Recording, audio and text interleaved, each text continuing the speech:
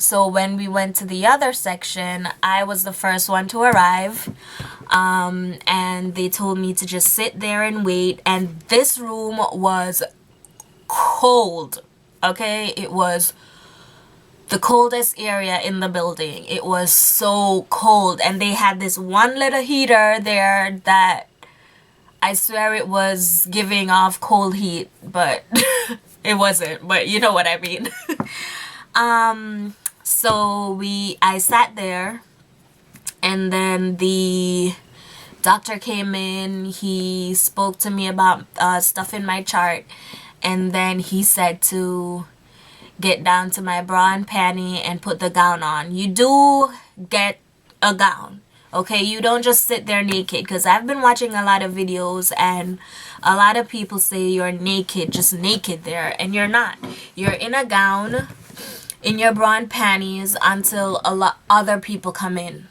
And then when I waited until there was about 4 of us in the room, and then the doctor came back in once all 4 of us was inside. He came back in. He told us to take our gowns off and form a straight line. So we did that, and then we started the exercises. And the exercises were done in your bra and panty. Now they tell you to wear socks. Oh, before I forget, when you're going to MEPS, wear socks and good underwear, no thongs, none of that. Wear a good bra. Sometimes they'll let you wear sports bra, sometimes they won't, so I would just say wear a regular bra. Good underwear and socks, because they'll allow you to wear socks. Like, they won't process you if you don't have on socks. I don't know why. I would suggest wear sneakers. It just makes it a lot easier. And yeah, so back to the experience. So we took our gowns off, formed a line, and that's when we started to exercise. So we were exercising or doing the physical stuff in our bras and or panties. And no socks. We had to take our socks off. So I was like, why would they tell us to wear socks and then we didn't exercise in the socks anyways? But we had to take our socks off. And we did, a lot of joint exercises. Nothing major. Like, we didn't have to do push-ups, pull-ups, none of that. But that's for the Navy. I don't know about the other branches. But I didn't have to do that. We did that. We did the duck walk, which was awkward, but it wasn't as bad as I thought it would be. I did it fine, and I'm sure you guys will do it fine too. Did the duck walk. That was pretty much it. And then after that, they took our height and our weight, and then told us to wait in the hallway for the female doctor to do our examination. So did our examination. The doctor called us in one by one, went into the room. For my examination, she just told me what she was gonna do before she did it. She had to look at your entire body naked to see if you have any scars or tattoos or anything that you didn't mention. What else? Then she did the examination. She did the breast examination. She just looked down there. She didn't touch anything. I mean, she told you to spread them, like all of them. But when she did the down there examination, she said, use your hands and spread them. I spread them, and then she was like, turn over and spread them. I'm like, what? She was like, yeah, and we have to check your butt. And I'm like, okay. Awkward. But I had to spread them for my butt and down there. And she just did a quick look, and it was done. She's like, okay, so go outside and wait. Well, go outside and wait. And then when I went outside, the one of the MEPS people, the processors, one of the processors told me I had to go sign for my urine. I signed for it, and then I sat in a waiting room to wait to see if I qualified. Now, once you qualify, then you get sent downstairs, and that's a whole nother waiting. Now, wait. We got there at like 6:30, and at this point, when I finished everything, it was about 1, I want to say 1:30, 2 o'clock. So you know there's a lot of waiting in between. Yeah, so once you get your call and they tell you you passed, whatever, they send you downstairs to wait. You check in at the front desk, then front desk checks everything off, and then tells you to go wait with your branch. Then once you go down to your branch and you check in, then they tell you to sit and wait. And then I had to speak with a bunch of people I had to speak to a woman. She confirmed everything. And then I spoke to, I want to say he's the chief. And he gave me my list of jobs that I qualified for. I qualified for about 8 or 9 of them. And then I chose one. I chose the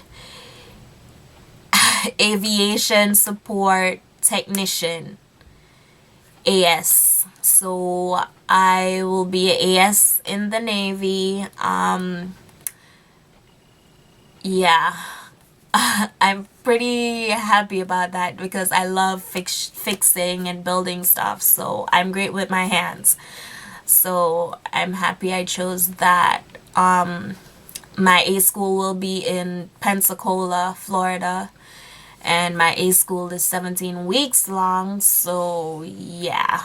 So I'm gonna be gone between boot camp and school for about 6 months. That's just training. But yeah. So I chose my job.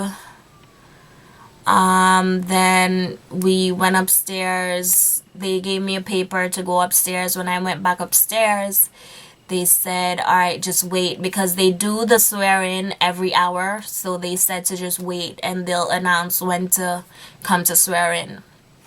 So I swore in. They finally announced I swore in.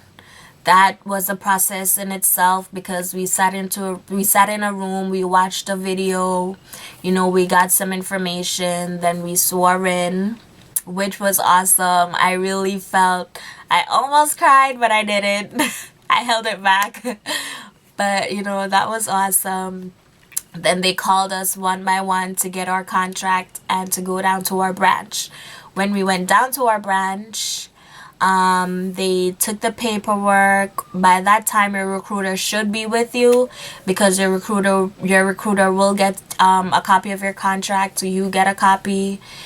And then they give you a bag, which is this right here. I got this package, and it's a cute little bag, I would say. And then when you open it, the first thing I got was my bottle, and I'm using it already. So I got my bottle. It just says America's Navy, and then the logo, a global force for good. So I got my bottle.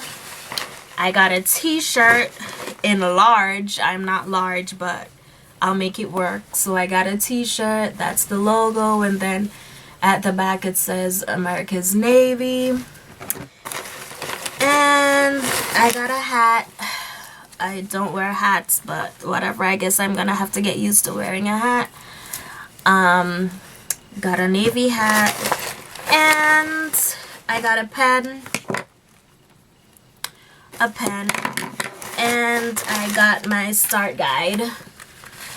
which is this thing right here. I have my contract in the back of it, but I got my start guide. And then we get this little message thing from the Admiral and the Master Chief. And you get this little postcard thingy. And you also get a sticker that says proud parent of a sailor. My mom has that to put on her, like a bumper sticker. So she has that to put on her car.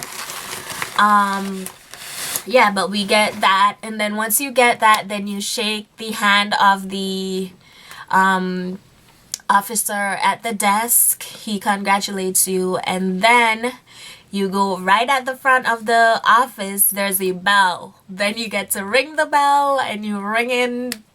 I guess you ring yourself in as a sailor, or a future sailor, I should say.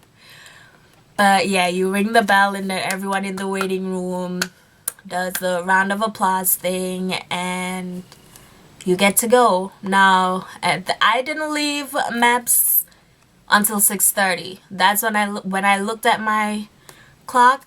It said 6:30,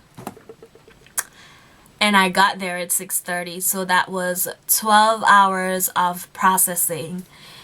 So I would suggest that you guys prepare yourself for a very, very, very long day.